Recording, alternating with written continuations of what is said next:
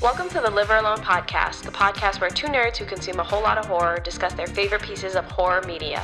From movies and TV shows to video games, novels, and everything in between. Because this is a spooky world, and we're just thriving in it. I'm your host, Sarah, the survivalist in your slasher friend group that will put up a lasting fight, but inevitably die because only the final girl can survive. And I'm your host, Ian, the fearless fighter in your slasher friend group that tries to save the day, but ends up dying because physical strength just doesn't win in horror. In today's episode, we're talking about a video game that Ian and I bonded over, spent weeks and months gradually playing and absorbing the story of, a highly acclaimed, awarded, and rated game among so many people in the gaming community and now the cinematic world, The Last of Us. This game is an action-adventure video game franchise now. It's by Naughty Dog and Sony Interactive Entertainment, and the series is set in a post-apocalyptic United States ravaged by cannibalistic creatures infected by a mutated fungus in the genus Cordyceps.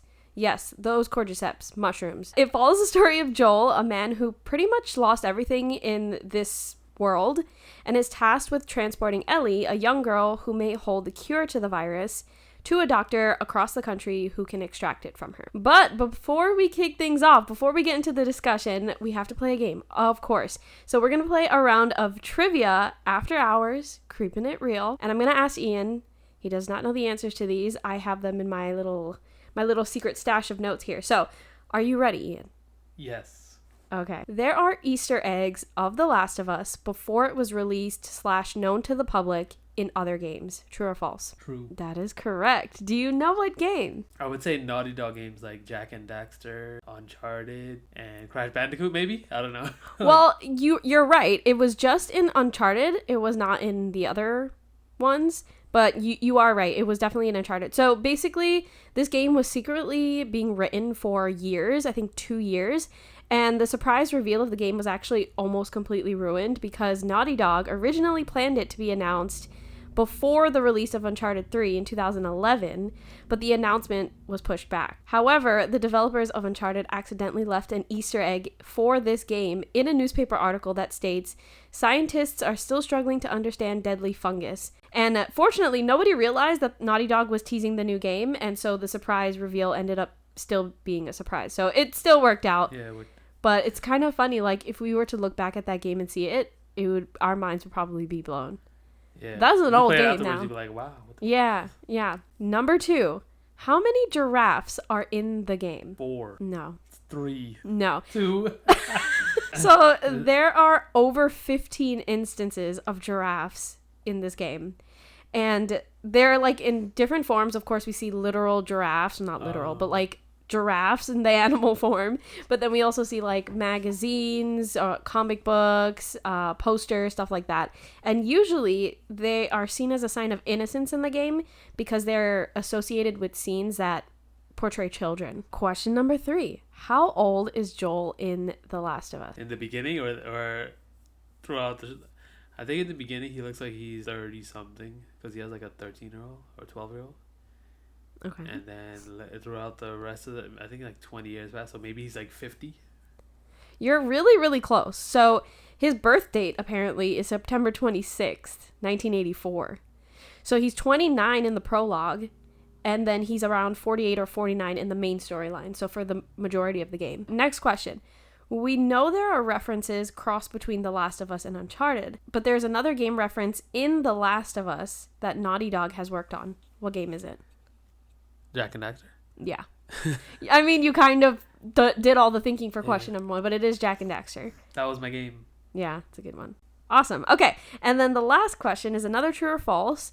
Naughty Dog deliberately lied in marketing materials for this game. I'm going to say yeah, true. Yeah, you're right. What did they lie? I have no idea. So, Naughty Dog outright lied to gamers and the press about playing as Ellie. So, they stated in interviews that you would never play as her. Which, obviously, of course, we know. Oh, for real? You do play as Ellie. And the reason why they basically just straight up lied is because they wanted to leave some surprise. That's pretty cool. It's so funny because if you think about, like, marketing, usually if they don't want to lie or if they don't want to say anything, they'll just skim over the question, but they straight up lied, which is so funny to me. I mean, that's good because... Like screw it, why not? Yeah, it ruins like the game. Yeah, it ruins the like surprise. the experience. Yeah. So I like that they lied. Good. I mean, do your thing, man. They didn't get backlash for it. Who cares? No. Okay. Obviously, The Last of Us is in the horror genre. It is probably one of the best, at least in my opinion, one of the best horror games that is out there. And I think at this point, it's like a modern classic. For me, it just might be my favorite video game, period. I love all of the classics. I love all the nostalgic games that kind of are like near and dear to my heart. But if it's like another game aside from this nostalgia, this game might be like my ultimate favorite. It's scary. It's emotional. The story is just like so good. And it just really impacted me. It feels like I played this game for the first time just a couple of years ago. And then when I looked at the notes and realized that it came out like 10 years ago, it's insane. It's so good. Yeah, like when this game was coming out, you were like, we're gonna buy it because obviously we live together, so we were like, we're gonna buy it. You played first, and I played afterwards. But you really wanted to play this game. Yeah, I think when this first game came out, we weren't living together, so you had your copy, I had my copy, and we were kind of playing it simultaneously. Yeah. But you were obviously advancing quicker than I was, and you were trying to stay within the pace of me so that we wouldn't spoil the story. Yeah. It was fun. Yeah. I really liked that bonding moment that we had because we were able to kind of like, it's kind of that feeling when you read a book with someone else and it's a book club and then you get to the crazy parts and then you discuss it because you're experiencing it for the first time together. And also the first game had the online mode, so we were playing that too. Oh yeah. That's what I remember. That was a short-lived moment. But no, we were playing it a lot. It's just that it had a dramatic course, but it was mad funny. It was mad. I don't think they did that with the second one, right? No, they said they're gonna release the online part for the second one, but it's been like how many years? Yeah. When I first played the game, I was like, all right, let's see if this game got a good review, because I usually before I buy a game, I want to check the review. Ian is notorious for doing that. Yeah. He will refuse to buy a game unless it has a good review. Because when I was younger, I would just buy any game that looks good, and I would regret it afterwards. So I was like, you know what, I'm gonna check for a review. At first I didn't care. I was like, all right, it might be like Resident Evil, the zombies, but it's a different take. And I was like, it's not gonna change the thing. And I was like, I hope it's not like The Walking Dead. Everybody was like, oh, it's gonna be like The Walking Dead. So then I was like, all right, that's fine. I don't know which one came first. It doesn't matter as long as it gets a good review. The gameplay is good. The story's good. The game came out. I was like, we gotta get this game. This game is because it got a good review. It got like a 10 out of 10. Right? So I was like, all right, we're getting this game. Yeah. And when I played it, the game is a 10 out of 10. It's a really good game. Everybody should experience this game. Before we get into our main discussion about like what's so great about this piece, aside from the fact that you know that we have like a personal connection to it, I will say, when I was doing the research for this episode, when I was writing it, I dug back into my files, into my college files. In 2016, I wrote a paper on The Last of Us. For real? I wrote a whole 9-page paper on The Last of Us, and I scoured through this piece that I wrote because I did like a bunch of research in it. There's pictures, there's like definitions, a whole spiel, and it's so funny because my sentiment that I had back in 2016 when I wrote this paper, who knows why I wrote this for my paper in college, I have the same sentiment now, so it's kind of cool. Yeah. That I look back and I might link a bit of it in the show notes because it's literally from 2016. I had to go into my old college account to find it. Also, when we moved out together, we had a cat. We adopted a cat. Oh yeah. And we named him Joel. Yeah. And now we have another cat, our newly adopted cat, and unintentionally we named her Riley. Why do we love The Last of Us so much aside from all of the things that we've already talked about? I will say, I think the biggest thing for me, in my opinion, is the story of The Last of Us. You can play all sorts of video games that are great. They're great with tactics. They're great with all of the strategies and the weapons and all of those things. But there's something about The Last of Us as a video game that plays so well into the story. You're so emotionally invested in this story. It's developed so well. The game is really long, by the way, so they had opportunity to make it so like well thought out, but it really hits you close. I will say, like what I mentioned earlier, this story still sticks with me to this day, even though we played it many, many years ago, because it's that good of a story. The music is great. They got somebody to play, what's his name? Gustavo Santanillo. To play classic Spanish guitar. And it's so good. Yeah. the music is so great. You can It's like actually a Western. you can listen to the soundtrack, like just listen to it.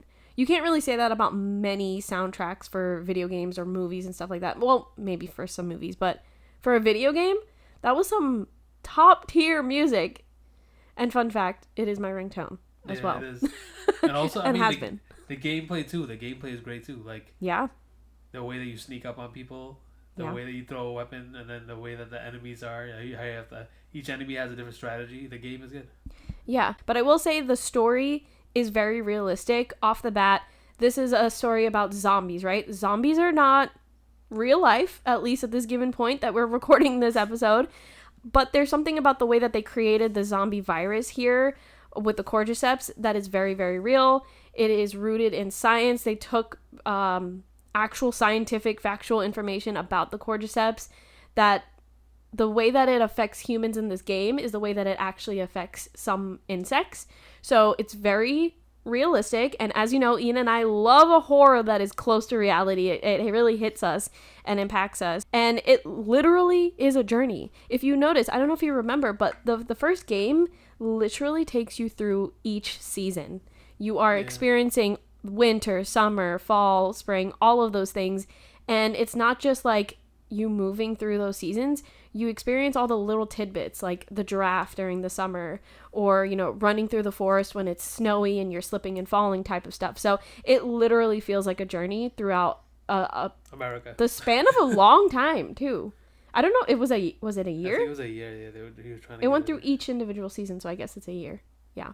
And then I don't know how far the distance was between like the original point where Joel was and then where he had to transport Ellie, but it was far. Yeah, I think he went across the state, or like five states. Yeah, it was far. And then remember the car doesn't work. Yeah. It's apocalyptic. They had a horse for a short period of time, but they mostly walked it. Wild. The night will kill you too. Oh my gosh, there's so much stuff. Yeah. So much stuff. The gameplay, obviously, this is a horror game. It's scary. It's scary as hell. It's not just scary in terms of the zombies, which is what you would typically think of when you're playing a zombie horror game, but there's also horror in real people that you come across with. They're scary ass people. We all know the tried and true story when it comes to zombie apocalypses. People, it brings out the worst in people, and so you're definitely going to see that in this game as well. So it's overall scary in several ways. And then the mutations too. Yeah. Do you want to talk about the mutations? So we've got the runner, and this is in stages of decomposition, let's say. So we have evolution. That's the problem. The zombie virus. Yeah, that's the better word. Okay, so we have runners, stalkers, clickers, and bloaters. So the runners just can run at you. The stalkers are basically in stealth waiting for you. Basically, yeah. And then the clicker, Sarah actually dressed up as a clicker for Halloween. You'll see that on our website. Yeah, that was really fun to make. We used insulation foam on a mask, and then we carved it out, and then we sprayed it, and we got the coloring right. It was really cool. You've got to see it. Check us out on liveralonepod or on our main website. So the clicker is I think the worst one. The clicker is you go next to this clicker, and you're dead in one hit. You're done. You don't even get an opportunity to like fight it. The clicker, the cordyceps took over your brain and basically popped your eyes out. The only thing that they can use now is their ears. So you could hide around corners and run away from them, but as soon as you make a noise, they're coming after you and you're dead. Yeah. They're going after you and biting you because I think they're stronger too, and like they make like an armor on their body. Yeah. They're blind, and right? They're blind. Yeah, they're blind.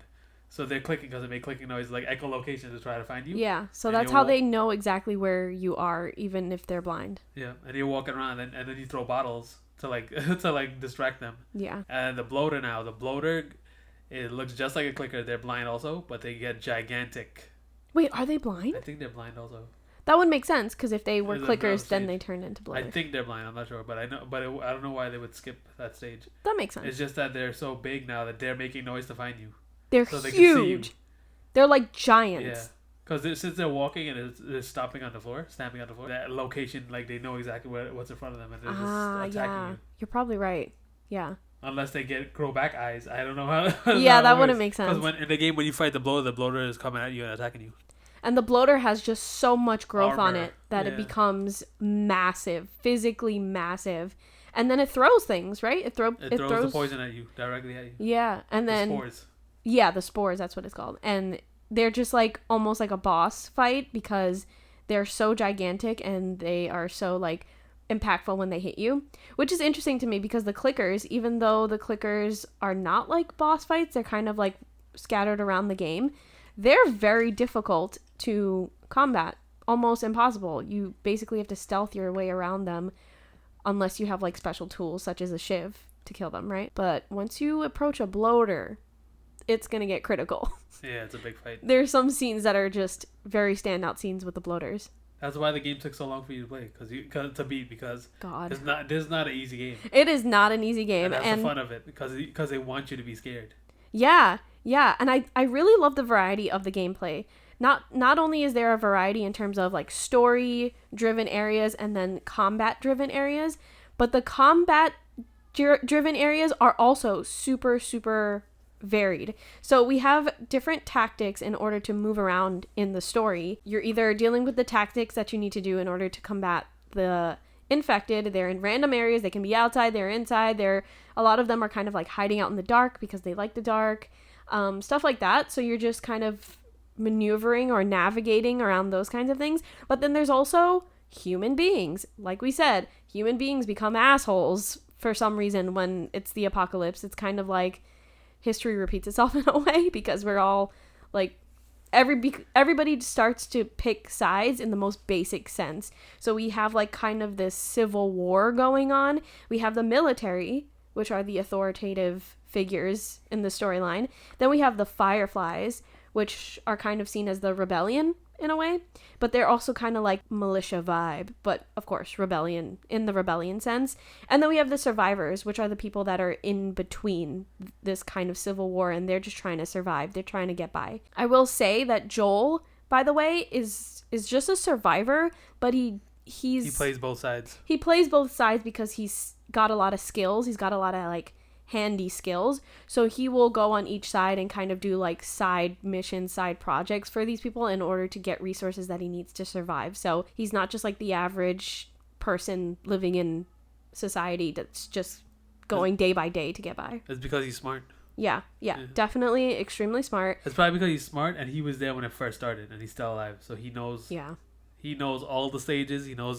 He has like history of where to go, what to do, how to get things. That it's basically if you were there from the beginning, you know what was going on. Yeah, you have to find ways to survive, and then as time goes on, you just get more and more wise about it. Yeah, better about it. Yeah. I will also mention that with the whole spores situation, if you've never played this game before, I feel like a lot of people who are listening to this podcast have consumed the content already, and they're just hearing us nerd out about it. Otherwise, they're getting spoiled the heck out of everything.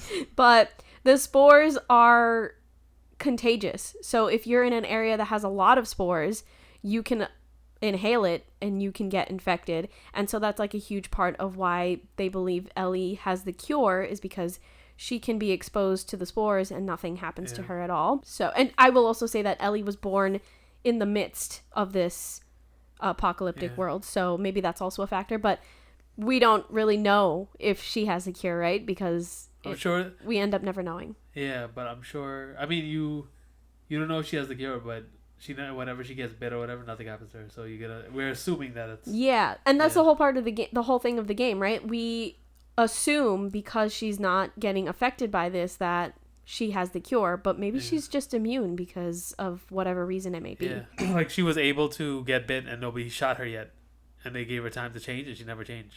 You never know. Somebody probably got bit, and they were just like, "We gotta." Yeah, that's true. She had the opportunity to continue living because people believed in her, or she had the right connections to the right people who could give her a chance and see where it takes her. Because of course, who was raising her? Marlene was the one of the leaders of the Fireflies. So she had the opportunity to have Marlene say, like, wait a second.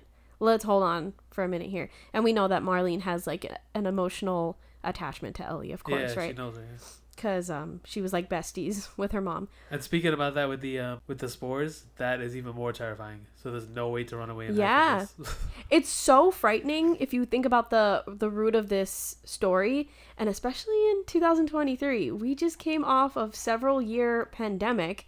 It's very, very frightening to see the kind of hopelessness in this kind of world, but also see like how close it is to our current reality. That's what makes it super terrifying. And as we've mentioned so many times, that kind of closeness to reality is what freaks us out. I'm starting to learn that. Yeah. That's what freaks us out the most. It's just when reality. You know it can really happen. Yeah. And of course, that makes so much sense. I think that's why there's so many movies that are like that. We mentioned that we go through the seasons literally, but I will also say when this game came out, it came out originally on the PS4, right? No, it was PS3. Oh my god. So it came out on the PS3. It's so funny to think about the PS3 because at the time we were just in awe of the graphics. Yeah. Do you remember we were playing this game and we're like, what the heck? These are the most amazing graphics I've ever seen in a video game. Of course, now we are exposed to the PlayStation 5 and all of the graphics that come with that. But at the time, graphics impeccable. And they are now still with the remastered That's the thing with the game. It came out on the PS3 and then we played it there, and then it came out on the PS4, we bought it there and we played it again. It's so good. And then part 2 came out on the PS4, and now I think they're gonna release it on PS5. So we never played one on the PS5? No, it didn't. It was not released on the PS5. It was on the 4, but they're gonna. I think they're gonna re-release it. They might do part 2 to re-release it and put the online. It's so funny to me because the way that I picture it in my head, it feels like it was recent, first of all, but second of all, the graphics were so dang realistic that I can't even think that it was on the PS3. But also, they released part 1 on the PS3, PS4, and then they re-released it again on the PS5, and a lot of people were complaining because they don't want to pay the price. But of course, whoever didn't play it, they should play it now because the TV show came out. So you gotta do a tie-in. You have to. Yeah, but we were like, nah, I don't think. I mean, there's so many incentives. There's so many incentives for new people to get onto this, and that was the point of this show, right? Was to get new audience members to play the game. But of course, as people who have already played it, I don't know if I could play that game again. It's so emotional, and especially after game 2, which we'll probably talk about later on. But after game 2, I have to distance myself from this game a little bit because it's hitting too close. It's too emotional at this point. It's mainly about the story. When you have such a great story, great acting, great scenery, great music, it just comes together and becomes a masterpiece. Yeah, it's a culmination of so many things, and it doesn't lean one way or another too much. So you get a good mix of story, you get a really good mix of different kind of combats, you get a good mix of different scenery. There's just so much going on. It's a real immersive experience. If all video games were like that, I feel like everybody would be a gamer because I mean, everybody's got different needs depending on what kind of game it is, right? But this is like a masterpiece of a video game. So let's talk about the characters. Let's start we're only going to talk about the main two, Joel and Ellie. This is their story. So let's talk about Joel first. Okay, so when I first started this game and I was playing with Joel, it felt kind of stereotypically playing with the guy. He obviously he's the strength, he knows how to shoot the guns better and all that, but it makes you want to play with Ellie later on, so you can see how she matches up. You know what I mean? He definitely has some kind of superpowers on him. The way that, because it's for him to stay alive that long. We know from the get-go that the fact that he's working on both sides as opposed to just surviving, we can see that this is a talented person. He's a skillful person, and being tasked with transporting someone who could potentially be the cure to this entire situation. He's not just any regular dude. Yeah. A lot of people have the trust and faith in him that he can get big shit done. As a character, he does have his flaws because he did act like a dick with her. Big flaws. Big flaws. Yeah, and then he doesn't trust people, but then for some reason later on he trusts people, so it's like he is always ever changing, and he knows how to play guitar too. So that's a plus. What's your favorite thing about Joel? My favorite thing about him is how he whips ass. He knows what to do to take care of people. You know what I mean? Like to get the job done. Yeah. So that's why. I can see why you feel that way about Joel. Like why you like that about him, because you're very much like the dude's dude, like a gruff. I mean, I don't want to be like, I don't want to be like, oh, that's a man's man, you know what I mean? No, but I know what you mean. Like he is kind of like the caregiver. He is handy. He's kind of scruffy. He keeps to himself. He's like a dude's dude. Yeah. Which, I mean, that gives him a bit of, I don't know. Flaw? I wouldn't say flaw. I will say that there's something endearing about that. I think a lot of characters that are like Joel are very endearing. Like if we think about Supernatural with Dean, or if we think about like characters like that are kind of like to themselves. They don't want to open up. They're scruffy. They are tough on the outside, but you know that they have a big heart on the inside. Those are very, very lovable and common dude characters. And I think that is also common between the two of us, the type of characters that we like. We like those kinds of characters. Yeah. I don't know what it is. It's just something about like the tough guy with a big heart kind of. Yeah, because that's the thing. You saw in the beginning how he was acting with his daughter. He's a regular guy. He's not. He's a dad, and then all of a sudden he had to turn into this. Yeah, he's a genuinely nice guy. It's just that, you know, the situation. his heart has been broken. He's dealt with some shit, and so he's got like a tough exterior. And there's so much to find endearing about that. And Joel is absolutely 110% that kind of character. And it's nice to see like the journey that he goes on, the emotional journey that he goes on, and you go on with him because you're playing as him for most of the game, as he kind of unravels and warms up to Ellie and builds a relationship with her. So you're getting most of that emotional drive through Joel. You would not think that because he's so hardened on the outside, but that's what makes it so impactful, right? Once he starts to unravel, then it's super emotional, and it hits you harder when you see these tough guys start to become a little softer. I think that's my favorite part about Joel.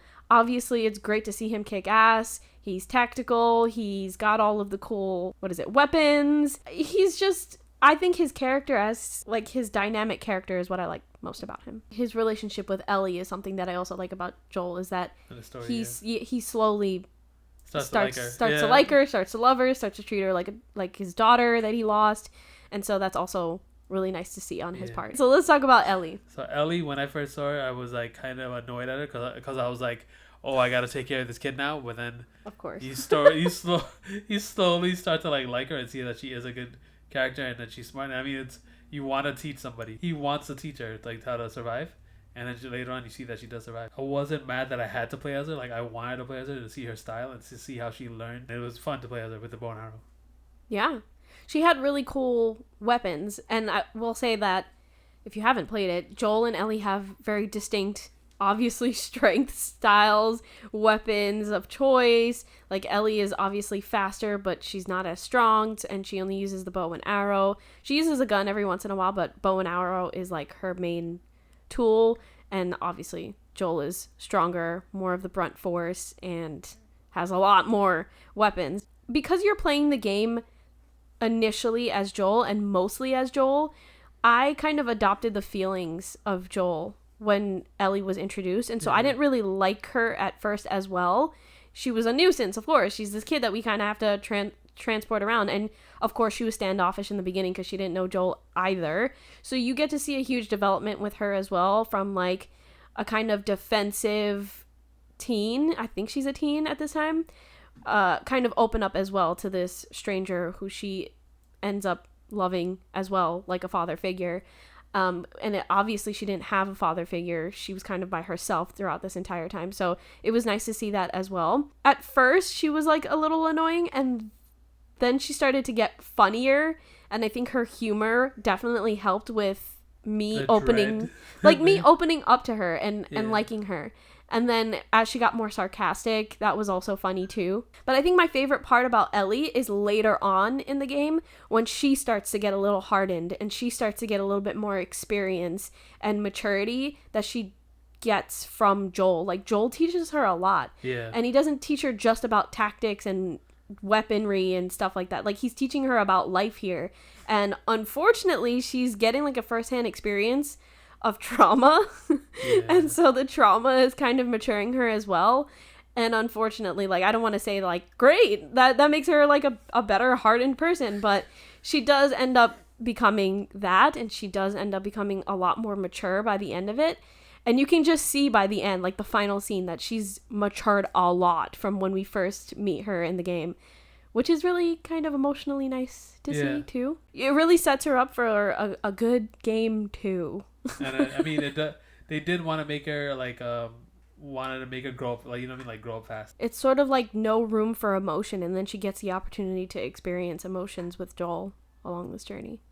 I didn't think about it that way. You should play this game even if you watch the show. Play the game. It'll actually bring people back to playing games. Like if you haven't played games in a while, you play this game and you'll want every game to be like this.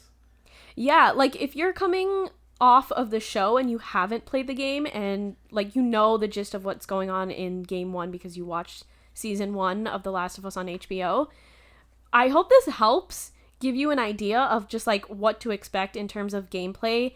There's just so much going on, but it's in a really, really good and accessible way. Like I said, we both played it and we both thoroughly enjoyed it, and we're not exactly like the same style of gamer, but we both enjoyed it. You can change the difficulties as well, so if you don't want to be like super nerdy like us and try to challenge yourself to nearly impossible gameplay, you can definitely play it on like a standard gameplay or an easier gameplay, so it is accessible for people who are new to it as well.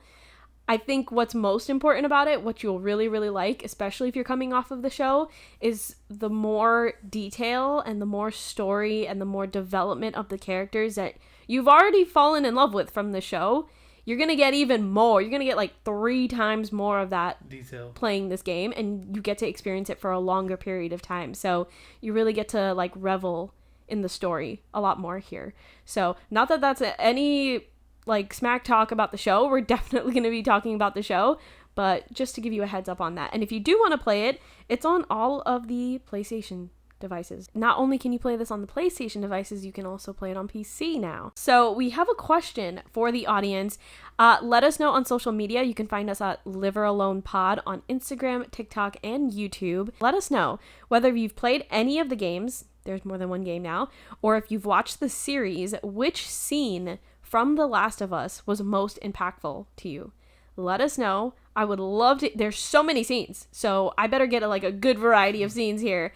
And if there's a common one, that will be interesting to see as well. But let us know. Live or Alone Pod. Thank you so much for listening. If you liked today's episode and you want to hear more from us, do us a favor and leave us a rating on whatever platform that you're listening to us on. Every little bit helps. And tune in next Wednesday because we're going to be continuing the conversation on The Last of Us, but transitioning from one of the best video games to one of the best on-screen adaptations of video games to date, HBO's The Last of Us Season 1. But for now, We'll see you in the kitchen with a knife.